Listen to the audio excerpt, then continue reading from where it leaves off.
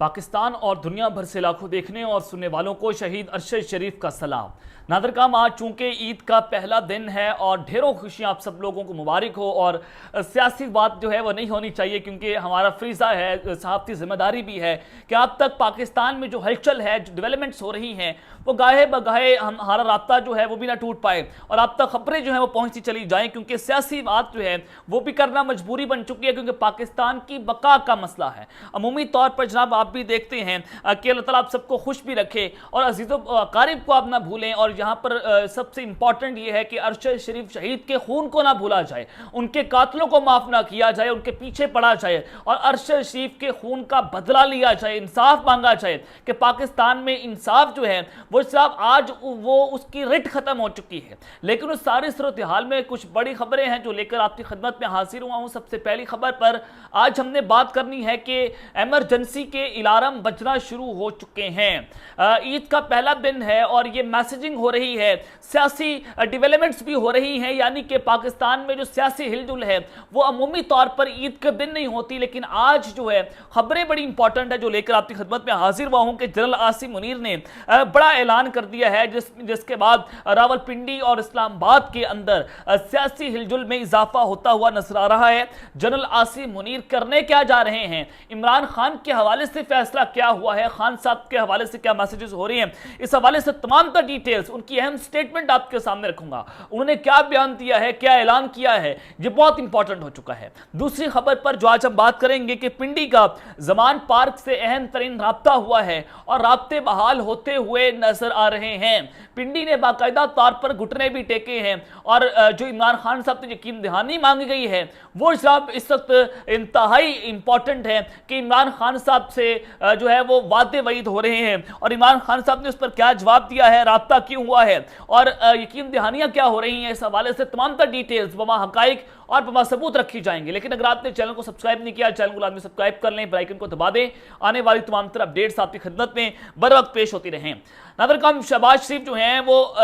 लगातार पाकिस्तान के एक आला अदालत को, पाकिस्तान की इदारों को, रियासती इदारों को लगातार निशाना बना रहे हैं और हालांकि वो भी मुल्क के वज़ीर आज़म है और मुल्क का वज़ीर आज़म अपने इदारे जो है उसको जनाब निशाना बनाता है, उस पर तनकीद कर रहा है और ना सिर्फ उस पर तनकीद हो रही है बल्कि हमला आवर होने की कोशिशें भी हो रही हैं, सुप्रीम कोर्ट को हाईजैक करने की कोशिश हो रही है। तो जनाब शहबाज शरीफ साहब जो है उन्होंने जेल का दौरा किया और वहां पर भी ये सियासत से बाज नहीं आए और इन्होंने कहा है कि कैदियों के साथ इंसाफ और बेहतरी के लिए कितने सो मोटो लिए गए। जब इमरान खान साहब के खिलाफ इसी अदालत ने सो मोटो नोटिस लिया था और पाकिस्तान की तारीख में पहली बार ऐसा हुआ था कि जब पार्लियामेंट के अंदर ये मुदाखलत हुई और फिर सो मोटो नोटिस लिया जाता है और पार्लियामेंट ये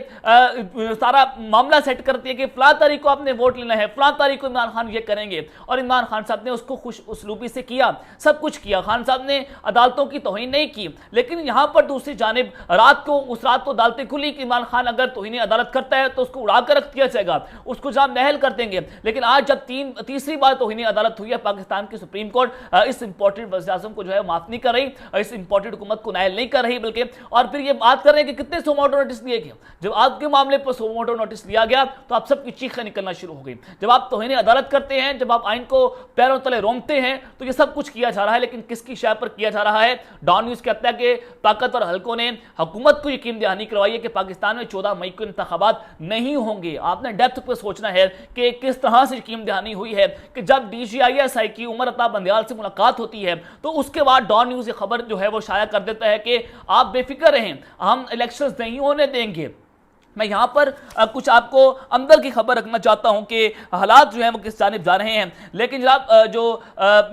इस हवाले से पाकिस्तान पीपल्स पार्टी के मौला बख्श चांडियों हैं, उन्होंने यहाँ एक बयान दिया है। वो कहते हैं कि अदलिया खुद कानून बनाने बैठ गई तो पार्लियामेंट क्या करेगी? जब अदलिया के अंदर जनाब आला तरीन जजेस बैठे हुए हैं जिन्होंने कानून पढ़ा हुआ है, अगर इनसे आर्टिकल 19 का पूछें, आर्टिकल 10 का पूछें, इनको पता नहीं होगा, इनको अलीफ बे नहीं पता पाकिस्तान की अदालतों की, इनको अलीफ बे नहीं पता पाकिस्तान के आइन और कानून की। लेकिन ये जनाब एक पूरा माफिया पाकिस्तान पाकिस्तान पर काबिज है चूंकि, और इन्होंने ये बात की कि ईदैन गमगीन गुजरी और आज की ईद बेचैन गुजर रही है। पहली बार सुप्रीम कोर्ट के मद्दे मुकाबिल सियासी कुव्वतें हैं, कानून बनाना कौमी असम्बली का काम है, अदलिया आइन की वजाहत और तशरीह करती है और सुप्रीम कोर्ट को कानून साज असम्बली का फैसला मानना है। पाकिस्तान की सारी बेचैनी का जिम्मेदार इमरान खान को ठहराता हूं। इमरान खान पाकिस्तान के लिए खतरा बन गए हैं और इमरान खान मुल्क को जिस तहज पर लेकर जा रहे हैं वहां से वापसी मुमकिन नहीं है। जो हालात विरसे में मिले हैं उसके जिम्मेदार इमरान खान हैं और ये तो कल को ये भी कह देंगे कि जो हम पैदा हुए हैं वो भी इमरान खान साहब की वजह से हुए हैं और इमरान खान साहब जो है वो उन्होंने हमें पैदा, ये सारे हालात से करने की कोशिशें हो रही हैं। खान साहब पर हर तरह का इल्जाम थोपने की कोशिशें की जा रही हैं, लेकिन उस सारी सूरत हाल में जनरल बादशाह जो है यानी कि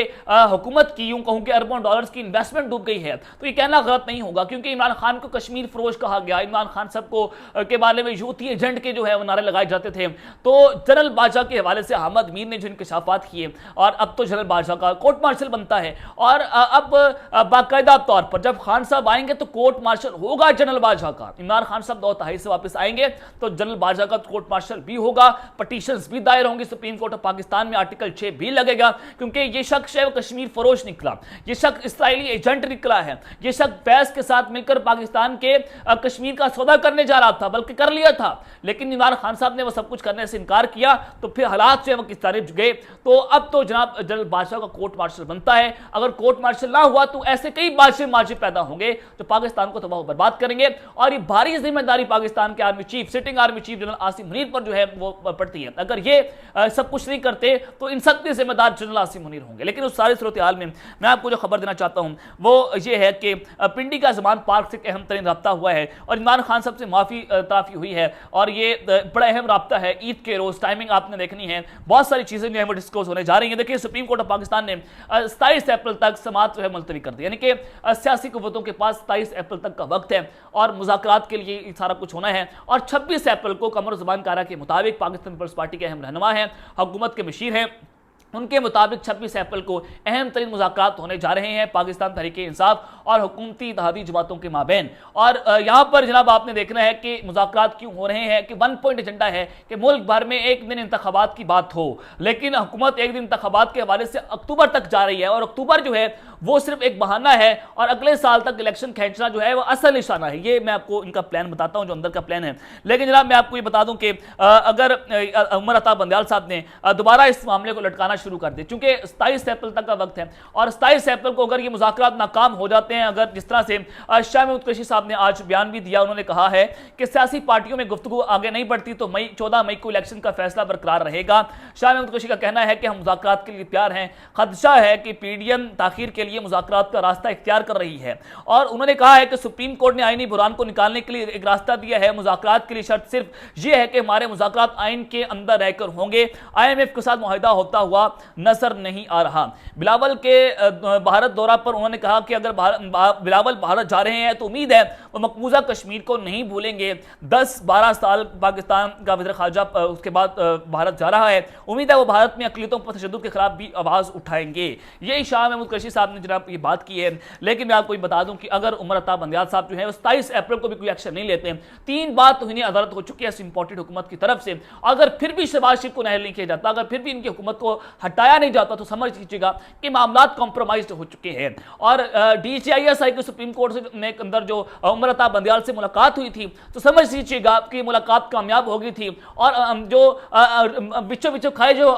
बारों रोला पाई जाओ, तो वो सारे मामला थे कि अंदर ही अंदर ये सारे खिचड़ी पका रहे थे और बाहर से आकर ये कह रहे थे कि हम DCISI की ये कर देंगे, DCISI की वो कर देंगे, इलेक्शंस होंगे, आइन और कानून का मामला है। लेकिन अभी तक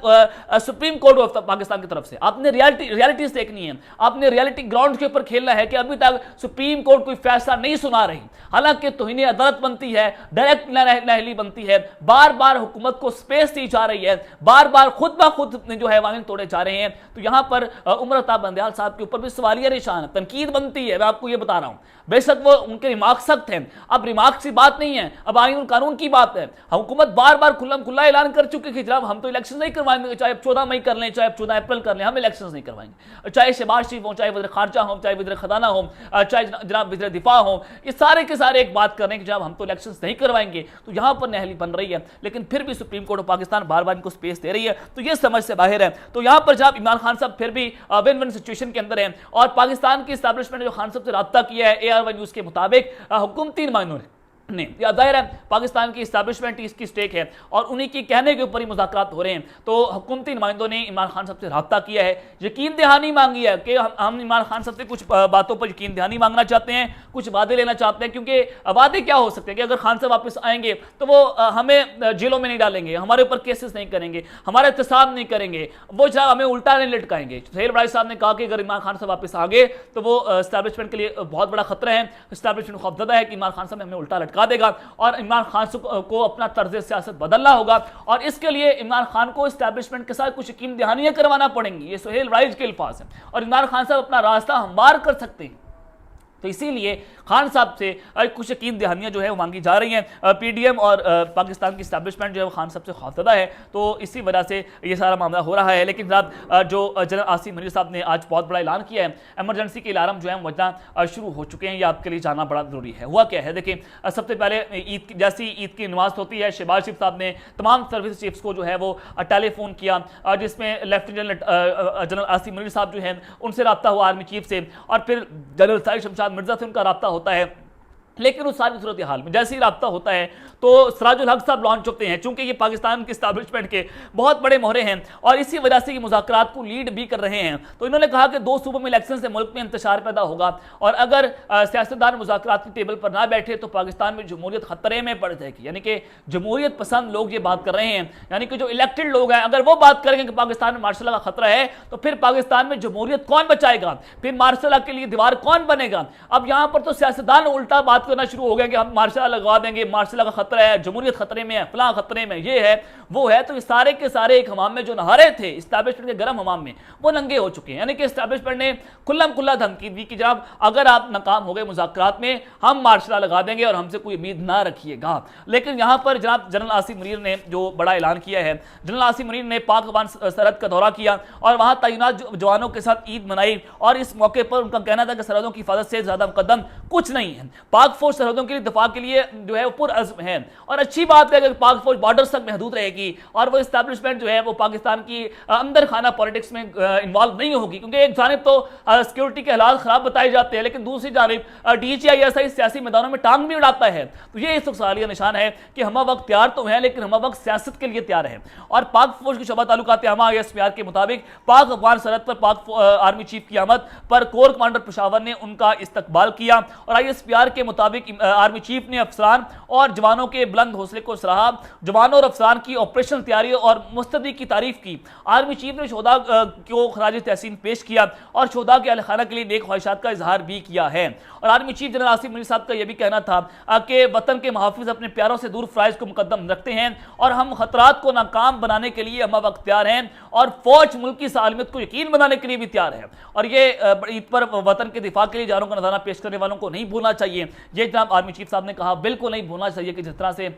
आप लोगों ने अरशद शरीफ शहीद को कत्ल कर दिया, बेहमाना तरीके से कत्ल किया, दियारे शहर गैर में कत्ल किया, कीनिया में जाकर कत्ल किया। क्यों कत्ल किया? क्योंकि वो जनाब हक और सच की लड़ाई लड़ रहा था। आपके लिए दहशतगर्द जो है वो इंपॉर्टेंट नहीं है, आपके लिए जो है वो अरशद शरीफ इंपॉर्टेंट था, उसको मारना इंपॉर्टेंट था। आपके लिए इमरान खान इंपॉर्टेंट है, आपने उसको मारना है। जो ये सारे मुल्क के लिए बात कर रहे हैं वो सारे के सारे गद्दार हैं, दहशतगर्द जो है वो इनके प्यारे हैं। तो ये इस हालात पाकिस्तान के अब तक लेते हैं। अपना ख्याल रखिएगा, इस तरह अपना अपनी लाजमी ख्याल रखना। अल्लाह के बाद पाकिस्तान जिंदाबाद।